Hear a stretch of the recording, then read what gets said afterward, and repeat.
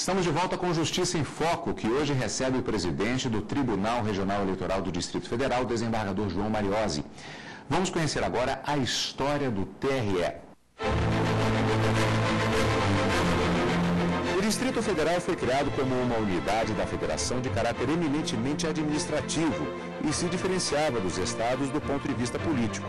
Até 1989, os governadores do Distrito Federal eram nomeados pelo chefe do Poder Executivo da União. Nesse ano, foi realizada a primeira eleição direta para governador do Distrito Federal, prevista na Constituição de 1988. Antes disso, os governadores do Distrito Federal, que eram nomeados e não eleitos pelo povo, eram chamados de biônicos. A Constituição de 1988 concedeu ao Distrito Federal a mesma competência administrativa dos estados, capacidade para elaborar sua lei orgânica, legislar sobre matérias de competência dos estados e municípios e eleger diretamente seu governador e os deputados distritais.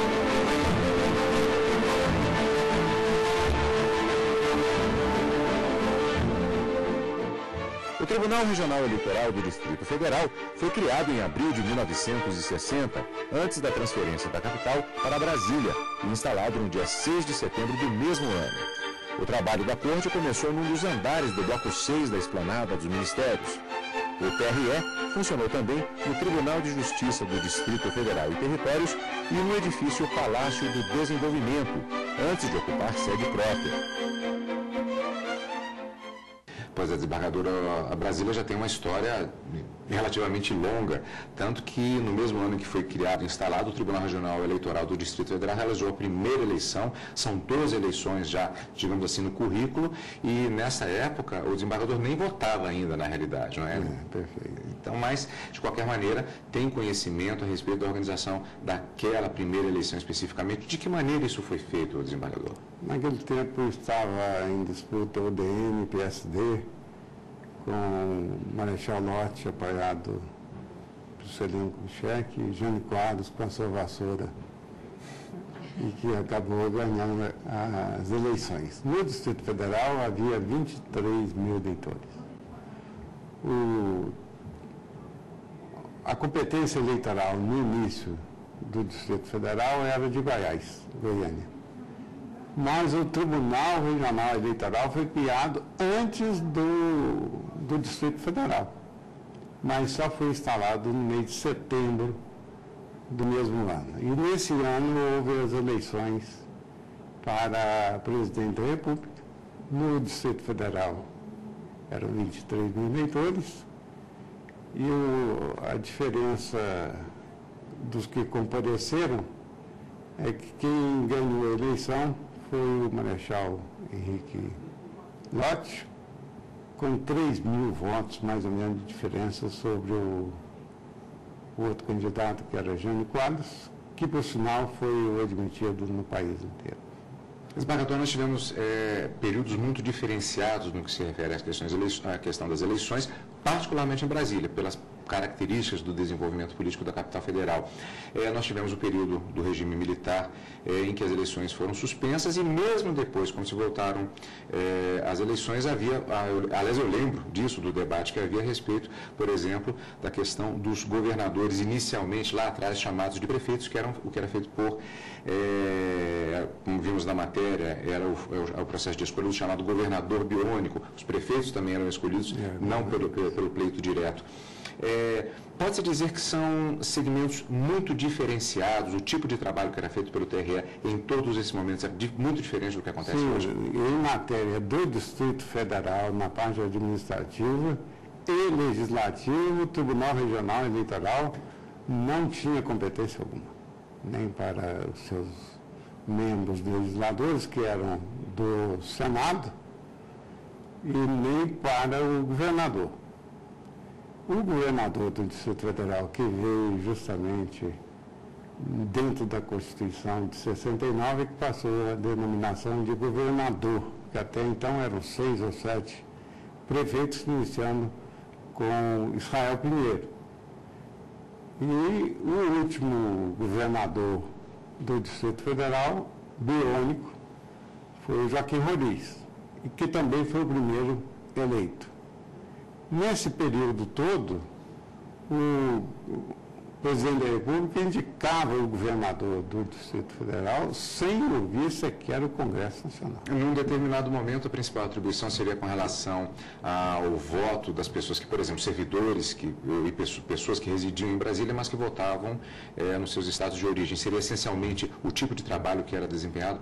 O tribunal só tinha essa competência para habilitar os eleitores no Distrito Federal, porque era até uma exigência para prestar serviços oficiais, e mantinha a votação dos estados de origem. Então, todos os estados, na época, tinham urnas do Distrito Federal no dia das eleições para eleição de deputados e senadores.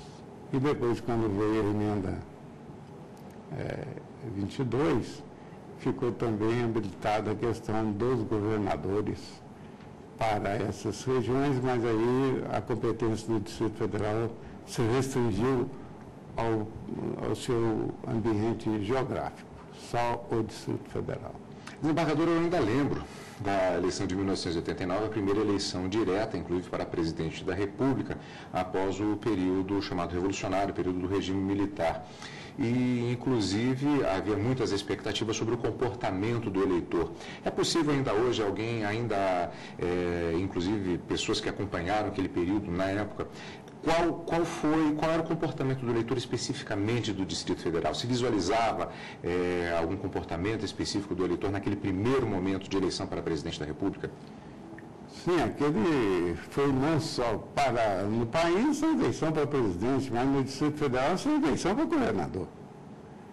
Portanto, o eufemismo era muito grande. Seria a independência, né, o Estado maduro do Distrito Federal como entidade que se equiparava aos outros estados. Não era 20 e poucos estados. E o Distrito Federal. O Distrito Federal hoje faz parte das 27 unidades federativas do país. Então, houve um desejo muito grande de participação, houve uma colaboração também muito grande do povo.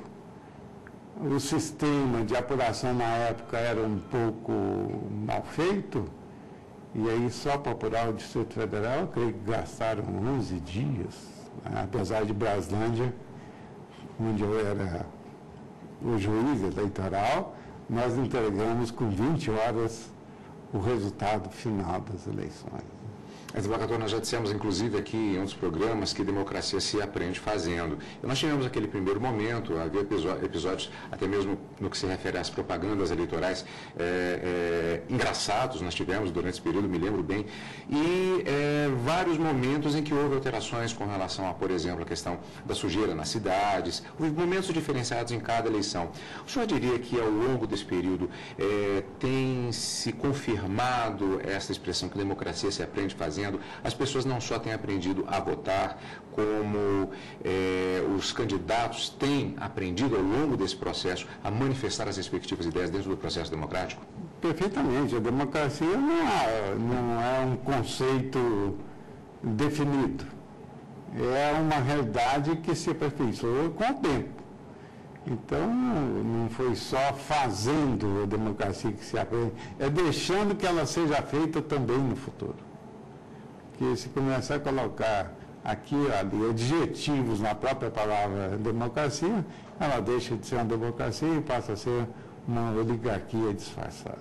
Muitos analistas identificaram ao longo dos anos Brasília como um local de eleições a ser acompanhado com um pouco mais de atenção pelo fato de ser um local de confluência das diversas regiões do Brasil, com micro-regiões com características próprias. Por esse processo de crescimento que falamos, inclusive, no primeiro bloco, há uma tendência a se continuar a capital federal sendo esse local em que as eleições são acompanhadas com um pouco mais de atenção pelos analistas durante todo o processo e posteriormente com os resultados? Perfeito, porque o Distrito Federal é um centro administrativo por excelência. Não tem indústrias, nem pode ter, a não ser aquelas que não venham poluir o meio ambiente.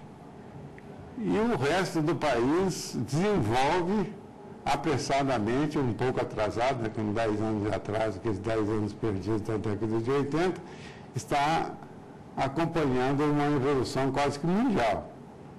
Portanto, o pessoal que trabalha aqui veio de fora acompanhando os eleitos que são também de fora, né?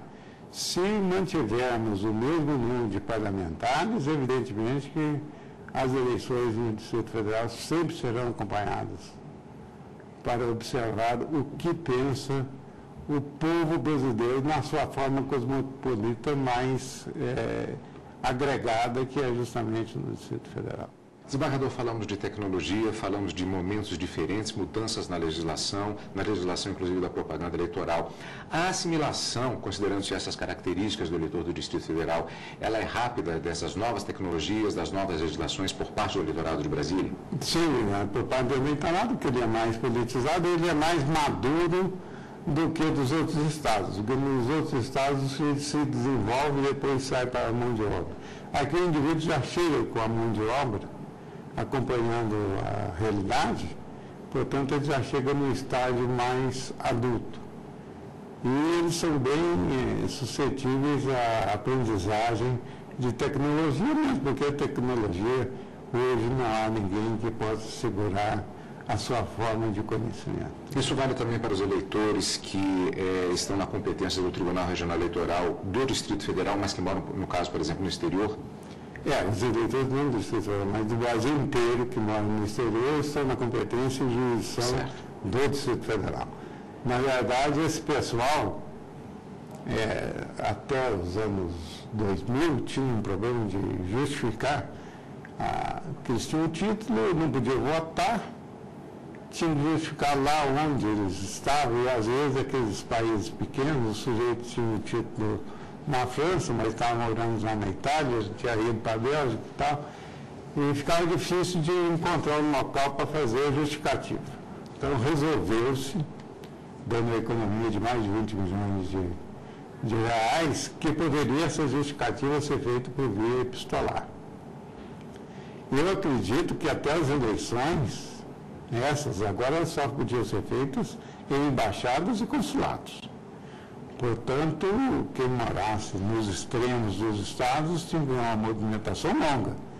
E sabemos que países como a China, como a Índia, têm restrição de movimentação interna. Enquanto nós colocarmos que a votação é feita só nesses lugares, ficará muito difícil ter quase que umas 70%, 80% de eleitores, porque na última eu acredito que foi menos da metade, 48% dos que compareceram. Mas o universo de brasileiros que tem títulos não chega a 20% dos que moram realmente no exterior. Eu acredito que com a votação por via internet, com segurança, vai dar uma representatividade maior para os brasileiros no estrangeiro, e talvez até a representação de algum deles no Senado, como acontece na Itália, né? O representante do exterior da Itália é brasileiro, né? Um deles, né? E a mesma coisa poderá até acontecer no país, uma previsão de representantes do exterior no parlamento brasileiro. Processo que vamos acompanhar, portanto, desembargador, e haveria outras perguntas, inclusive sobre esse aspecto especificamente a fazer, mas infelizmente o nosso tempo está esgotado. Queria agradecer a sua presença aqui nos estúdios da TV Justiça e desejar boa sorte na continuidade, portanto, do trabalho frente ao Tribunal Regional Eleitoral do Distrito Federal. Muito obrigado pela participação. Obrigado por ter comentado. E o Justiça em Foco de hoje vai ficando por aqui nesta entrevista com o desembargador João Mariozzi. Temos nova entrevista na semana que vem com mais uma corte brasileira para apresentar a você, cidadão brasileiro, claro, aqui na TV Justiça.